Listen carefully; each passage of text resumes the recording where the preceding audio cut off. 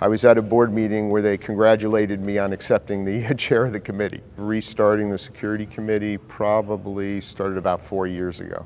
The security committee is a governance body within the shoal, or a body that reports to the governance chain of the shoal. One such program is, the Community Security Services, protects, and serves a lot of different institutions within the Jewish community. Training at different levels, but also in participating in securing the institution, the synagogue. And that obviously requires a rotation to effectively try to focus on when there's peak traffic within the building, when we're most vulnerable. The integrity of the facility, making sure it wasn't compromised, like access control, as well as emergency response and generally detecting suspicious activity.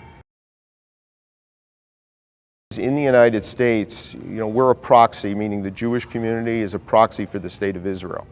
In the attack in Har Nof, people were very sensitive to that, and they just assume that synagogues are more at risk in Israel, which is absolutely not the case. In Israel, if someone wants to attack the state of Israel, they're going to go to a shopping mall. They're not going to go to a synagogue. In the United States, however, all Jewish institutions are a proxy, a representation of the state of Israel. By virtue of being a Jewish institution, you're automatically a proxy to the terrorist organizations of the state of Israel. And typically, when we see wars going on in Israel, such as the war in Gaza and fighting in Lebanon, there's always a rise in anti-Semitism and attacks.